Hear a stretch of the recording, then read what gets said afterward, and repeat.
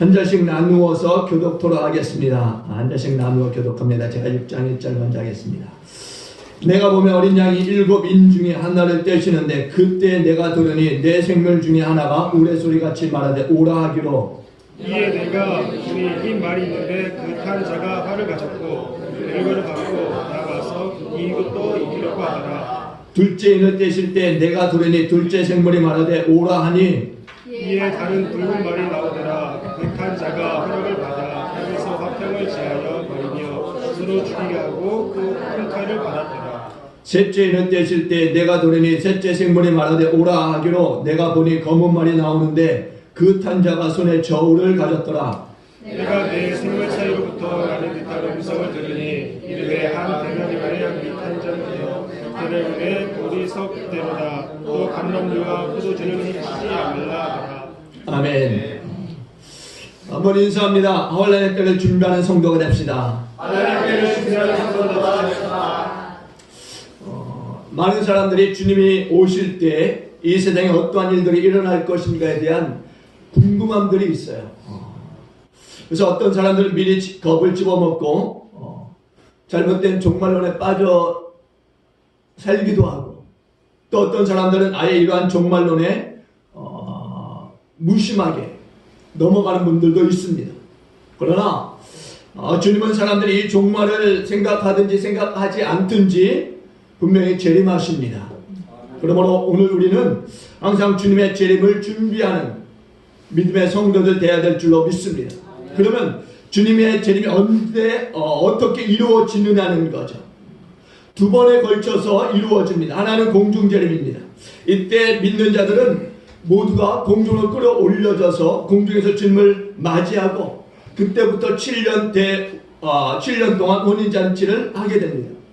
그러나 믿지 않는 자들은 그때로부터 7년 동안 대환란을 맞이하게 됩니다. 이 7년 대환란은 사람이 상상할 수 없는 환란이라고 합니다. 그래서 이름하기를 대환란이라고 그렇게 말하고 있는 것입니다. 이 환란은 세 가지 단계로 임하게 됩니다. 첫째는 7가지 인의 재앙입니다. 7가지 인의 재앙. 즉 임봉된 두루마리 책이 있는데 그 책에 있는 그 인을 하나하나 뗄 때마다 그에 해당하는 환란이 임한다라는 것입니다. 다음에는 7 나팔의 재앙입니다. 이것은 천사가 나팔을 하나하나 불 때마다 일어나는 그러한 재앙을 말합니다. 그리고 마지막으로 7 대접의 재앙이 있습니다. 이것은 천사가 7 대접을 땅에 쏟음으로 일어나는 재앙을 말씀합니다. 7인과 7 나팔의 재앙도 아주 심각한 재앙입니다. 그렇지만은 그것은 하나의 경고에 불과한 것입니다. 그러나 7 대접의 재앙이라고 하는 것은 이전의 이 2가지 재앙과는 차원이 다른 재앙이라는 것입니다. 하나님은 이 7 대접의 재앙으로서 세상에 대한 이 심판을 이제 마무리하시게 됩니다. 그래서 이 3가지 종류의 이 재앙은 하나하나가 더해질수록 어떻게 되느냐? 그 고통은 더더욱 심해진다라는 것입니다. 그리고 마지막으로 7 대접의 재앙이 임하면서 이 지구상의 이 심판은 끝나게 되는 것입니다. 이 심판이 끝나게 되면은 마귀와 그를 따르던 이 영혼들은 무저갱이라고 하는 이 감옥에 들어가서 1000년 동안 이제 감옥살이를 하게 됩니다. 근데 믿음의 사람들은 공중에 재림하셨던 주님과 이제 1000년 동안 왕노릇하며 살게 되는 것입니다. 바로 이것이 여러분이 알고 있는 1000년 왕국의 시작이에요. 이 1000년의 이 왕국의 시대가 끝나게 되면은 마지막으로 하나님의 백보자 심판이 있게 됩니다. 그래서 마귀와 그를 따르던 이 사람들은 심판을 받게 되고 모두가 영원히 불타는 지옥으로 들어가고 믿음의 사람들은 영원한 하나님의 나라로 이제 들어가서 살게 되는 것입니다. 이것이 세상에 대한 이제 심판이요 종말에 일어날 일들이에요. 이 시간에는 이 세상을 심판하시는 이가 누군가에 대해서 함께 말씀을 나누고자 합니다. 먼저 요한은 여러분들이 알고 있던 요한계시록은 저자가 요한이에요. 근데 요한이 이제 오늘 보면 1절에서 이렇게 말합니다. 한번 1절 볼까요? 한번 다 같이 보십니다. 1절 봅니다. 시작. 내가 보매 어린 양이 7 인 중에 하나를 떼시는데 그때 내가 들으니 내 생물 중에 하나가 우레소리같이 말하되 오라 하기로. 아멘.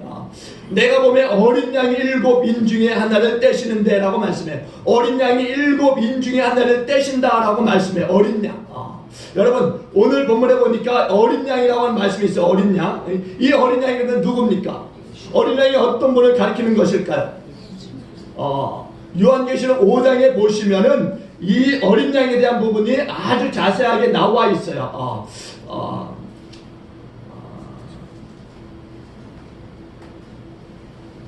5장을 여러분들이 한번 보시기 바랍니다. 제가 지금 읽어드릴 수는 없고 여러분들이 보시기 바랍니다. 읽으려니까 시간이 좀 많이 걸릴 것 같고요. 5장을 여러분들이 좀 전체를 한번 보시기 바랍니다. 5장에서는 이 어린 양이 예수님이시다라고 하는 것을 강력하게 말씀하고 있어요. 요한이 말하는 이 어린 양은 예수님이시다. 그리고 예수님을 왜 어린 양이라고 하느냐? 예수님이 어떤 분이세요? 예수님은 이 세상에 내려오셔서 세상 죄를 지고 가는 어린 양에 대해서 우리의 죄를 짊어지시고 어린 양처럼 십자가에 못 박혀 죽으셨어요. 그래서 우리 주님이 어린 양이 되어서 세상을 심판하시는 거죠. 무엇 때문에 그러면은 어린 양이신 예수님이 세상을 심판하시느냐? 다른 사람들은 자격이 없어요. 오직 어린 양이신 예수님만 이 세상을 심판하실 자격이 있으신 거죠. 요한은 5장에서요 세상을 심판하시는 우리 주님에 대해서 아주 자세하게 설명하고 있습니다. 밤모섬에 이제 요한이 유배를 당했어요. 그런데 어느 날 환상을 보게 됩니다. 그때 하나님 아버지께서 보좌에 앉아 계시는데 그 손에는 임봉된 두루마리가 들려 있는 것이죠. 그런데 그 옆에서 천사가 큰 소리로 이렇게 외칩니다. 5장 2절 한번 볼게요. 5장 2절. 성경 펴신 분들 한번 보시기 바랍니다. 5장 2절. 계시록 5장 2절 봅니다. 시작. 또 봄에 힘있는 천사가 큰 음성으로 외치기를 누가 그 두루마리를 펴며 그 일을 떼기 합당하냐 하나. 아멘. 지금 이 두루마리 임봉되어진 이 두루마리를 누가 뗄 수 있느냐라고 묻는 거죠. 그런데 아무도 없는 거예요. 그 주위에는 아무도 없는 겁니다. 왜 그럴까요?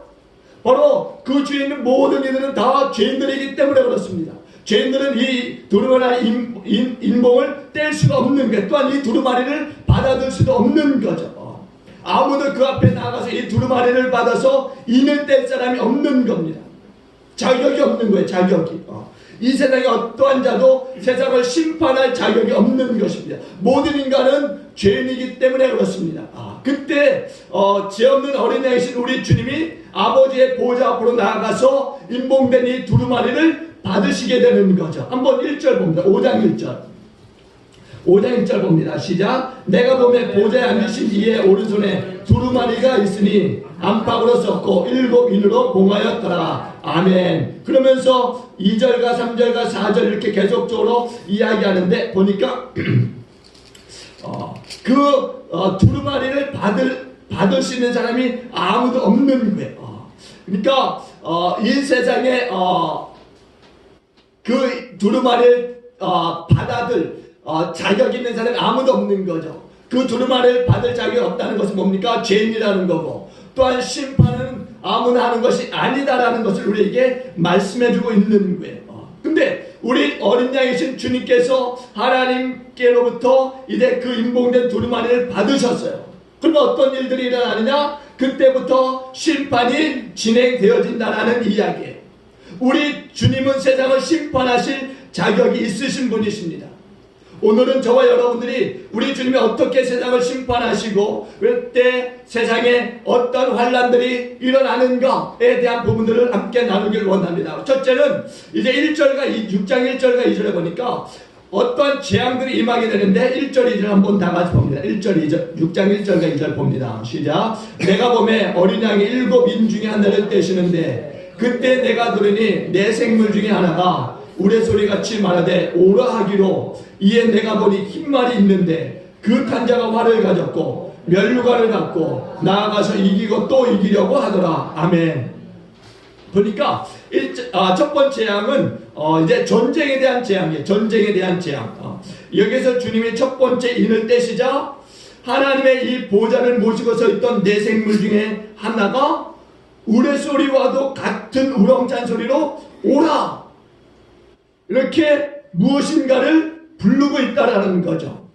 그리고 그 오라고 하는 그 소리에 흰말 탄 자가 나타나게 됩니다.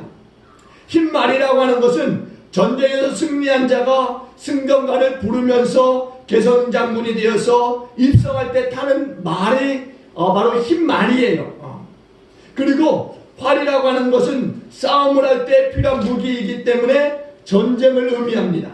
오늘날 미사일을 발사하는 것도 모두 이 활과 같은 것입니다.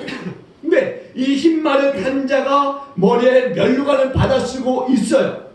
이것은 이미 여러 번 전쟁을 했고 그때마다 이제 승리해서 승리의 면류관을 받아 쓰고 있다라고 하는 것을 의미하는 거죠. 그런데 이 흰말을 탄 자가 면류관을 받고 나가서 이기고 또 이기려고 하더라 이렇게 말합니다. 이기고 또 이기려고 하더라. 이 하더라가 굉장히 중요한 거예요. 이것을 보면은요, 이 흰말을 탄 자가 얼마나 전쟁을 좋아하고 있는가를 우리가 볼 수 있는 말이에요. 그러니까 이 흰말을 탄 자로 인하여서 이 세상은 편하지 않은 거예요. 왜? 이 흰말을 탄 자는 전쟁을 좋아하는 거죠. 왜? 날마다 이기니까. 그가 가는 곳마다 전쟁이 일어나고 이 전쟁은 그가 이기는 전쟁이라는 거예요. 그러면은 이 흰말을 탄 자가 누구냐는 거예요. 이 흰말을 탄 자가. 어떤 분들은 예수 그리스도가 아니냐라고 말하는 분들도 있어요. 그러나 우리 주님은 전쟁에 능하신 분이긴 하지만 전쟁을 좋아하는 분은 아니세요. 주님은 전쟁보다는 평화를 사랑하시는 분이십니다. 그래서 우리 주님은 사랑의 왕이요 평강의 왕이시다. 성경이 그렇게 말씀하고 있어요. 그래서 오늘 흰말을 탄 자, 또 이기고 이기려고 하는 자가 주님이 아니다라는 것을 알 수 있어요. 우리가 언뜻 보기에 면류관이라고 하는 말들이 등장하니까 흰말이 등장하니까 예수님이겠지 아니라는 거죠. 흰말은 또 다른 누군가도 탈 수 있다라는 것을 우리는 기억하고 이 본문을 우리가 봐야 될 줄로 믿습니다. 오늘 이 흰말을 탄 자가 활을 사용하고 있어. 활을 사용해서 싸우고 있습니다. 그런데 우리 주님은 우리가 성경을 봤을 때에도 언제나 그 입에서 나오는 말씀의 검으로서 대적들을 물리쳤던 것을 보게 됩니다. 말씀의 검으로만 대적과 싸우셨다라는 이야기예요. 계시록 2장 16절에도 보면은 한번 찾아보십시오. 계시록 2장 16절. 한번 성경 찾아보시기 바랍니다. 계시록 2장 16절. 16절 다 같이 보십니다. 2장 16절 시작. 그러므로 회개하라. 그리하지 아니하면 내가 내게 속히 가서 내 입의 검으로 그들과 싸우리라. 아멘. 우리 주님은 버가모 교회에게 이런 말씀을 하신 거예요. 내 입의 검으로 그들과 싸우시겠다. 사용하는 무기가 다른 것을 우리가 볼 수 있습니다. 흰말 탄 자는 활을 사용하고 있는데 우리 주님은 이제 입의 검으로서 싸우시고 있음을 말씀하고 있는 거예요. 그러면은 흰말 탄 자는 예수님이시다 아니시다? 아니시다라는 이야기예요. 그럼 누구냐는 거죠. 흰말 탄 자, 면류관을 받아 쓰고 또 이기려고 하는 자가 누구냐는 겁니다. 바로 적그리스도를 이야기하는 것입니다. 그래서 흰말을 타고 마치 예수님처럼 가장하고 있음을 우리가 볼 수 있는 겁니다. 마지막 때의 세상은요, 모두가 이 적그리스도의 손에 들어가게 되는 것입니다. 그리고 세상이 다 그의 손에 들어가게 되고 세상은 전쟁으로 하루도 편할 날이 없게 되는 거죠. 이 전쟁은 민족과 민족이 대적할 뿐 아니라 나라와 나라가 서로 싸우고 국제적인 그러한 전쟁으로 발전하게 되는 것을 보게 되는 것입니다. 그래서 많은 사람들이 이 전쟁으로 죽임을 당하게 되는 것입니다. 그러나 이것은 시작에 불과하다라는 거죠. 그리고 두 번째 재앙에 대해서 3절과 4절에 이제 말씀합니다. 두 번째 재앙 한번 3절과 6장 3절과 4절 다 같이 보십니다. 시작. 둘째를 떼실 때 내가 도래니 둘째 생물이 말하되 오라 하니 이에 다른 붉은 말이 나오더라. 그 탄자가 허락을 받아 땅에서 화평을 취하여 버리며 서로 죽이게 하고 또 큰 칼을 받았더라. 아멘. 오늘 이 3절과 4절에서 나오는 이 재앙은 바로 내전을 이야기합니다. 내전. 붉은색의 이 상징하는 것은 피를 이야기해요. 피. 그러니까 붉은 말이라고 하는 것은 전쟁을 하는 데 있어서 그 말을 간 자가 큰 칼을 받았다라고 이야기합니다. 큰 칼을 받았다.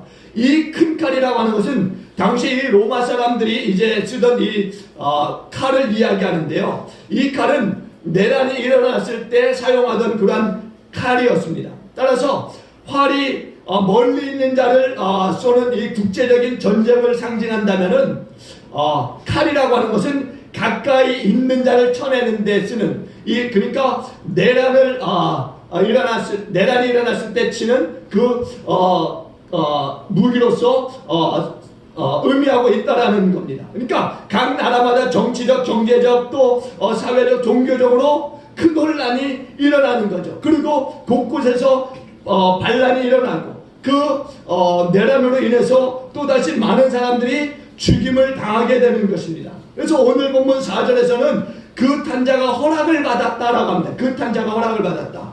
그래서 땅에서 화평을 제어해버리면서 서로 죽이게 하고 또 큰 칼을 받았다라고 이야기해요. 여러분, 각 나라마다 내란으로 인해서 평화가 깨져버리고 살아가며 살아야 될 민족과 민족이 서로 죽고 죽이는 그러한 재앙으로 뒤덮여지는 것을 우리가 볼 수 있습니다. 우리가 쉽게 이 욥을 생각하면 알 수 있을 것 같아요. 욥이 이제 환난을 당하는 모습을 보는데 누구의 허락을 받고 이 욥을 이렇게 환난에 빠뜨리느냐? 하나님의 허락을 받고 이제 마귀가 이 욥을 이제 환난에 빠뜨리는 것을 볼 수가 있어요. 오늘 이 붉은 말을 탄 이 자가 이제 허락을 받고 세상에 나와서 어떻게 해요? 서로 죽이고 죽게 하는 그런 모습을 우리가 볼 수 있는 거예요. 밖으로는 전쟁으로 많은 사람이 죽고 또 안으로는 내란으로 많은 사람이 죽고 이렇게 온 세상이 전쟁으로 물들어가고 있다는 사실을 우리에게 말씀해주고 있는 거예요. 이것이 바로 두 번째 재앙입니다. 그리고 세 번째 재앙에 대해서 5절과 6절에 말씀하는데 한번 다 같이 봅니다. 5절과 6절 다 같이 봅니다. 시작. 셋째 인을 떼실 때 내가 도려니 셋째 생물이 말하되 오라 하기로 내가 보니 검은 말이 나오는데 그 탄자가 손에 저울을 가졌더라. 내가 내 생물 사이로부터 나는 듯한 음성을 들으니 이르되 한 데나리온의 밀 한 대요 한 데나리온의 보리 석대로다. 또 감람류와 포도주는 해치지 말라 하더라. 아멘. 오늘 5절과 6절에서 말씀하는 이 재앙은 기근을 이야기합니다. 기근. 5절에 보니까 셋째 인을 떼실 때 내가 들으니 셋째 생물이 말하되 오라 하기로 내가 보니 검은 말이 나오는데 그 탄자가 손에 무엇을 가졌다? 저울을 가졌다라고 합니다. 저울을 가졌다. 여기에서 이 검은 말이 기근을 상징한다 이렇게 말씀했어요. 기근. 근데 그 검은 말 탄자의 손에 무엇이 들려 있습니까? 저울이, 그렇죠. 저울이 들려져 있는 거예요. 저울이 들려져 있어요. 저울은 어느 때 사용합니까?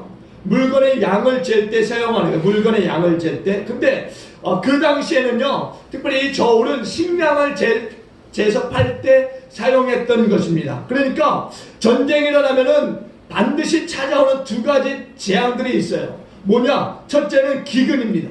그리고 다른 하나는 질병이에요. 그래서 전쟁으로 죽지 않은 사람들 어떻게 죽습니까? 이 기근과 질병으로 죽는 일들이 생기는 거죠. 이 기근이 얼마나 심각한 것이냐? 6절에 말씀하고 있는데요. 얼마나 심각하느냐? 보니까는 6절에 내가 내 생물 사이로부터 나는 듯한 음성을 들으니 이르되 한 데나리온의 밀 한 대요 한 데나리온의 보리 석대로다 이렇게 이야기합니다. 여러분, 우리가 신약 성경을 봤을 때 한 데나리온이라고 하는 것은 장정들의 그 하루의 그 품삯을 이야기, 하루 품삯. 지금 8,350원, 이것이 8시간으로 이제 계산되면은 이제 하루 품삯이 이제 나오겠죠. 그러니까 그 당시 한 데나리온은 오늘날의 이 우리가 8시간 내에서 버는 하루 품삯을 이야기할 수 있습니다. 그런데 이것이 평상시에는 밀 한 마리나 보리 3마리를 살 수 있는 거예요. 그런데 전쟁이 일어나면 어떻게 됩니까? 농사를 짓지 못해요. 농사를 짓지 못하니까 양식을 구할 수가 없게 되는 거죠. 그리고 양식을 또 전쟁으로 인해서 기근이 닥쳐오게 되고, 그러니까 한 데나리온의 밀 한 대 또는 보리 석 대밖에 살 수 없는 그런 지경이었는데, 그전에 그렇게 됐는데, 이제는 이런 큰 일로 인해서 이것이 배로 뛰는 거죠. 10배, 12배. 그러니까 상상할 수 없는 가격으로 치솟아 버리게 되는 거예요. 그러면 어떻게 됩니까? 살 수가 없는 거죠. 제가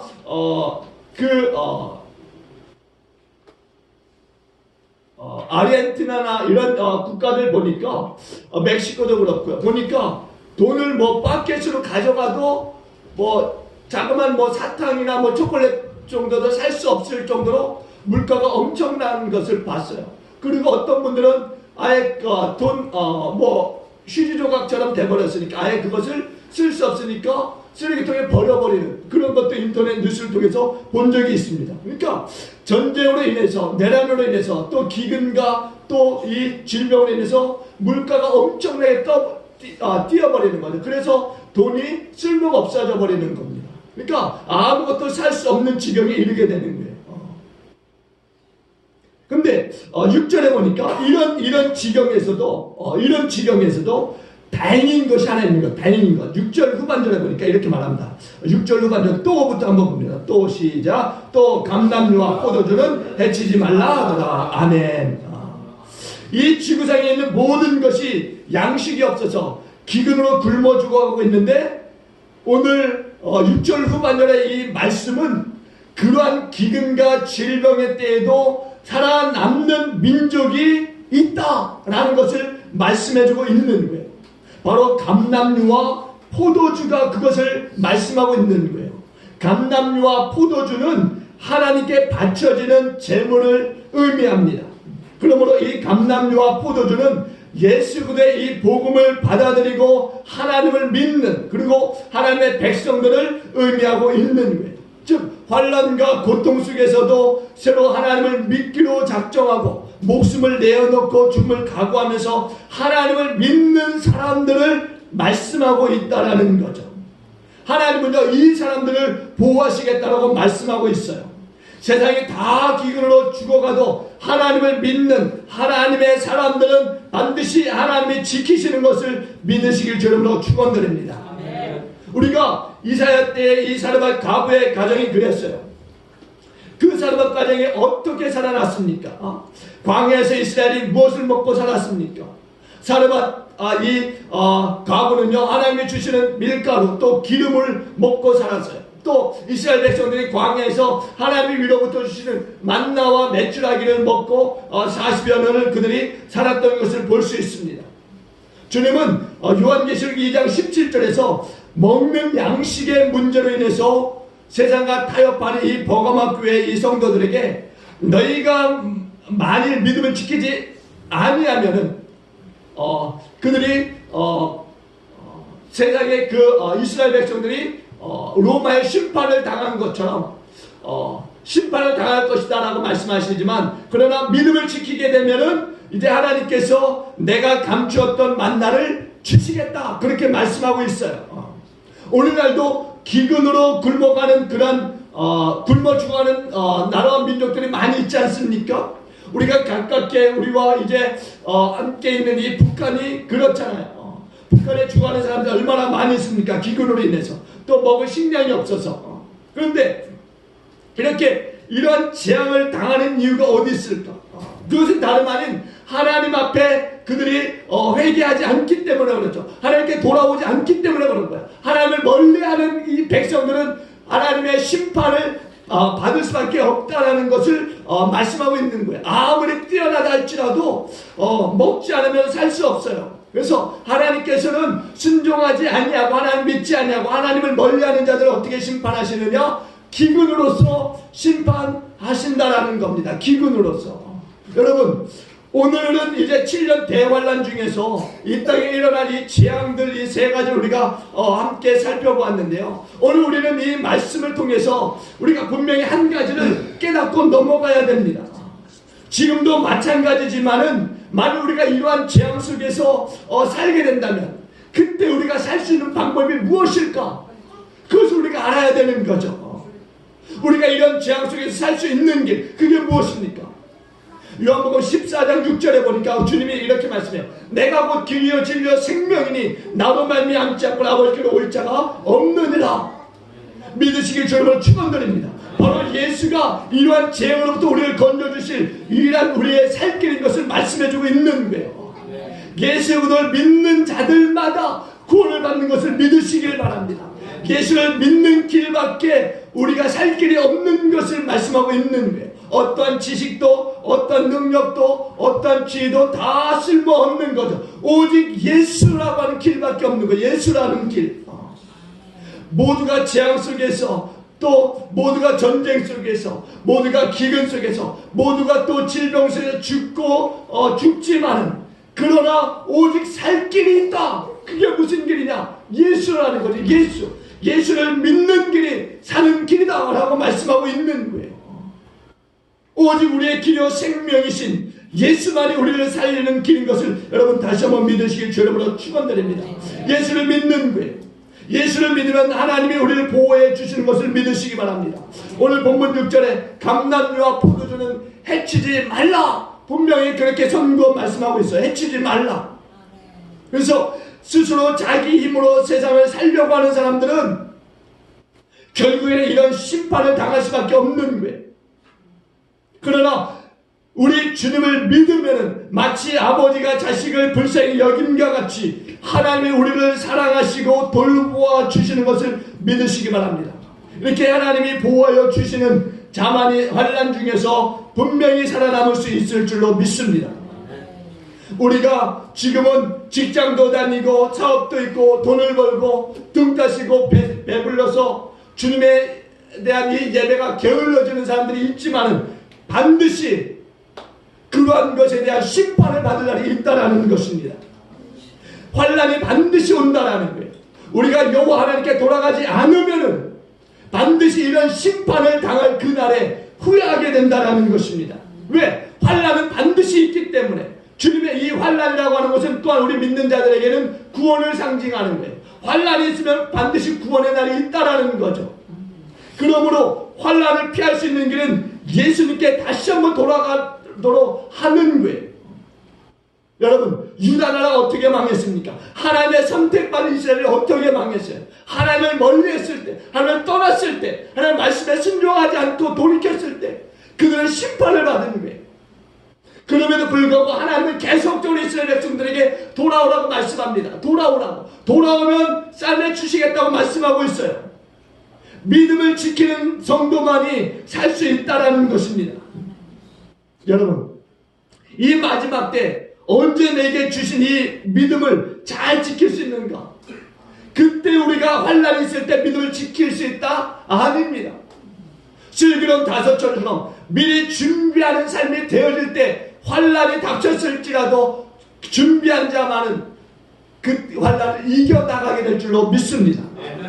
그러므로 저와 여러분들이 다시 한번 오늘 주시는 말씀을 통해서 환난의 때를 준비함으로 그 환난을 이길 수 있는, 그 환난의 날에 구원을 받을 수 있는 그런 믿음의 성도들, 그리고 저가 되어 주시기를 주님을 간절히 축원을 드리겠습니다.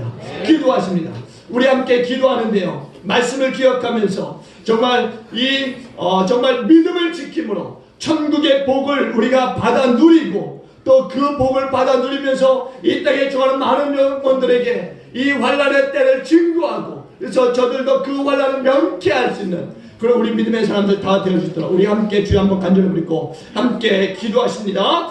주여, 할렐루야. 조신 하나님, 은혜와 사랑을 감사합니다. 하나님, 지금은 우리의 마음들이 하나님, 우리의 생활들이 하나님 이렇게 또 평안함 속에 있지만은 하나님 언제 환난이 닥칠지 우리 알지 못합니다. 하나님, 그러나 우리가 그 환난을 두려워하지 않을 수 있는 것은 주님이 나와 함께 하시고 또 환난 당할 때 우리로 피할 길을 주시는 하나님이시기 때문인 것을 믿습니다. 하나님, 우리가 먼저 그 환난을 준비할 수 있는 믿음의 사람들로 살게 하여 주시옵소서. 하나님, 정말 우리의 예배들이, 우리의 기도의 생활들이 연약해져서 하나님을 떠나고 있음에도 불구하고, 하나님과 멀어지고 있음에도 불구하고, 하나님 우리가 그것을 알아채지 못하고 있지 않습니까? 하나님 다시 한번 우리가 하나님 예배 생활로, 하나님 기도의 생활로, 주님과 가까이 하는 생활로 돌이킬 수 있도록 주님 인도하여 주시기를 아버지 간절히 빌고 원합니다. 그 환난은 우리가 하나님 이길 수 있는 환난이 아니라고 성경이 말씀하고 있습니다.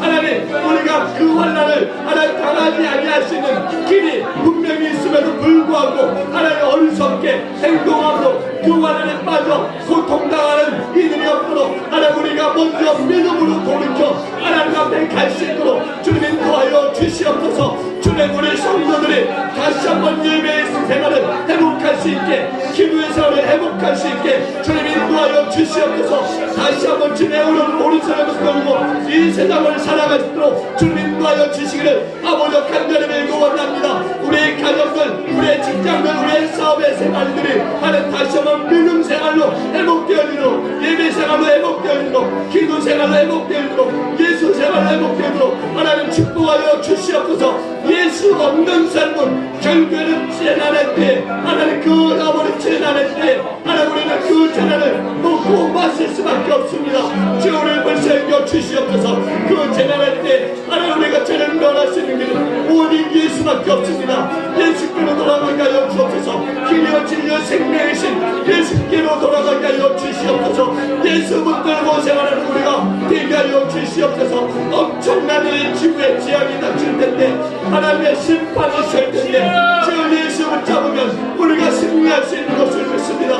예수 붙들고 승리하고 예수 붙들고 그때를 준비할 수 있도록 주님 인도하여 주시옵소서. 반드시 환난은 지나가겠으나 예수 붙든 자들만이 하나님의 승리하며 지나가게 될 줄로 믿습니다. 좋으신 하나님 감사합니다. 주님의 재림이 멀지 않은 때를 우리가 살고 있는데 우리의 믿음은 주님을 점차 멀리하고 있지 않습니까? 우리를 불쌍히 여기시고 속히 깨닫고 돌이키게 하여 주시옵소서. 주께로 돌아가게 하여 주시옵소서. 주님 재난의 때의 후회도 아무 소용이 없는 것을 다시 한번 말씀을 통해서 깨닫게 하여 주옵소서. 주님 정말 슬기로운 다섯 처녀와 같이 준비하는 믿음의 삶을 살게 하여 주시옵소서.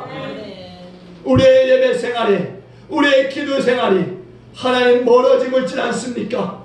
주님 돌이키고 또 돌이켜 주께로 돌아가게 하여 주시고 그 모든 신앙의 생활들을 회복하게 하여 주시어서 주님 오시는 그날에 주님을 반가이 맞이할 수 있는 우리가 되게 하여 주시옵소서.